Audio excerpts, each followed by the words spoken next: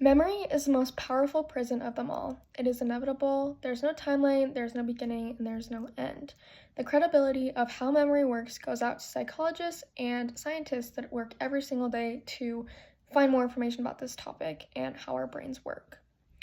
This is relevant because we all have brains and we all form memories different, and I think that's really interesting.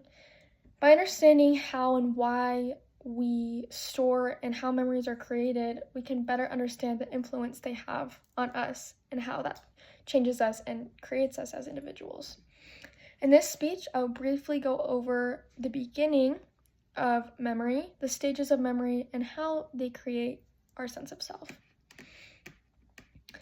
Humans are born with the capability to remember key elements in their life, but not right off the bat.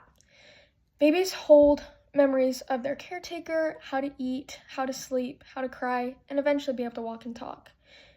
But a child doesn't create a memory until about 3 years old, and this is because of the rapid pace that the brain is developing. And this is a pivotal point in the child's life. By age 7, the child is a little bit more developed. They've been on Earth a little bit longer. They kind of have gone into the flow of things, and they start to create a personality for themselves. Every single person views the world differently, and this could vary from vast differences to small things that make you you. The things that happen in your childhood shape your personality and how you handle situations, and your childhood is a critical time in your life for those memories and those feelings. So why do we experience similar but different situations? So this question kind of sparked me when my sister and I were talking about a situation, and we don't remember this situation because we were too young, but we grew up in the same household with the same parents, same parenting style, but we remember them so differently. And the short answer to this is the emotional impact that it could have on someone, as well as the individual differences that you have in your personalities from person to person. And this can be something small like buying a bar of candy that one person doesn't remember all the details to, while the other one does, or something that could be more traumatic and more damaging. And that initial response in that situation is what changes and alters that memory. In 1885, a German psychologist dove into some research about how the brain and how memory works. I think it's really interesting to unravel the trauma and the situations of childhood that follow us into our adult life subconsciously.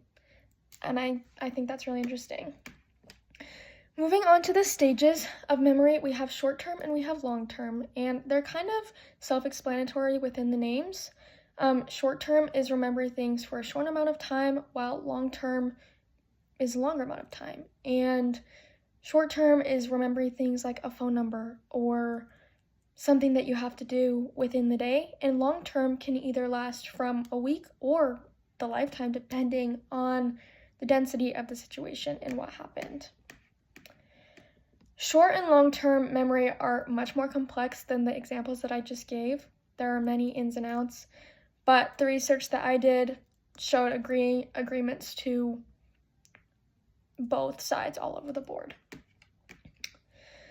I think that people might be scared to look into a topic like this because it unravels that fabricated version of themselves. It could be triggering to release those memories and bring back that trauma and those triggers.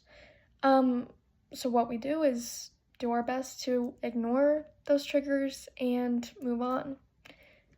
I think this topic is really important for your own personal benefits, to learn about yourself and be able to dissect can really enhance your life. I hope that my audience will find comfort in knowing that we're all so different, but we're all so similar, and there can be a community that is built from that knowledge. In this speech, we went over the beginning of emotions, why things are the way they are, even if the situation is the same, and a few stages of memory. Overall, memory exists, it hurts, it comforts, it stays, and it makes us who we are.